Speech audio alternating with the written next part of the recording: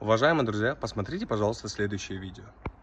То, что творится сейчас в Казахстане, во-первых, это юг-север, постоянная вражда, раз. Уважаемый мой, кто вам сказал такую фигню, а? Кто вам такое сказал? Мы казахи, которые живем на юге, на севере, на западе, на востоке своей огромной страны, мы никогда между собой не ссоримся. Не надо, пожалуйста, нести пургу. Мы никогда не делимся, потому что мы знаем то, что мы, казахи, один великий народ. Мы должны быть все заодно. Если вы сами живете непонятно где и ни разу не бывали в Казахстане, не надо, пожалуйста, говорить за народ Казахстана. Смотрим далее. Того, что Казахстан еще в начале прошлого века вообще не существовал, и национальности казахи вообще такого не было. Это искусственно созданная территория, опять же созданная Советским Союзом, состоящая из кочевых племен. Друзья, отличный пример, как работает российская и советская пропаганда. Казахов не было. В 1465 году казахи создали свое государство, которое называлось Казахское ханство. И создали его Керей и Жаныбек. А до этого казахи были Золотой Ордой, если вы не знаете. Да, конечно, та Золотая Орда, которая вам дала цивилизацию. Да?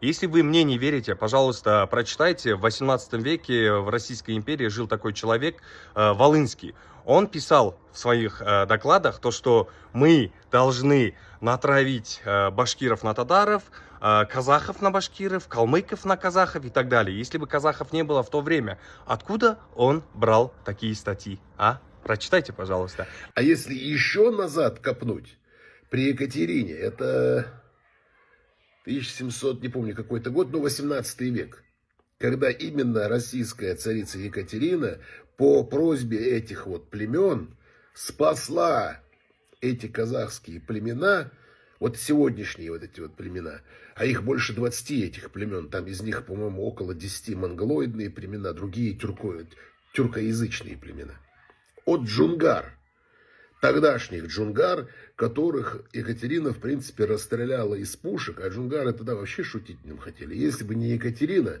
то вот эти племена вообще бы перестали существовать, их полностью снесли бы с лица земли и уничтожили бы до последнего.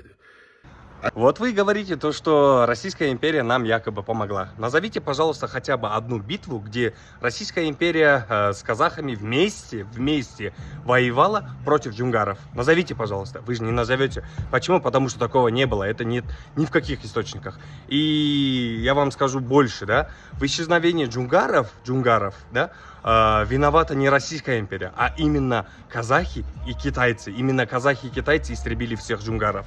Это во-первых. Во-вторых, вы говорите то, что пушки Екатерины II. Назовите, пожалуйста, хотя бы одного полковника, который был главным в этих пушковых войсках Екатерины II. И она истребила джунгарскую армию. Назовите, не сможете. Зачем вы тогда пургу несете, а? Слушаем далее. Исходя из того, что я знаю сейчас и то, что я вам озвучил, мне кажется...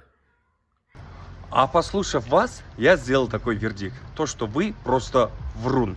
Вы никакой не журналист. Вы просто позор журналистский. Это я вам говорю как журналист.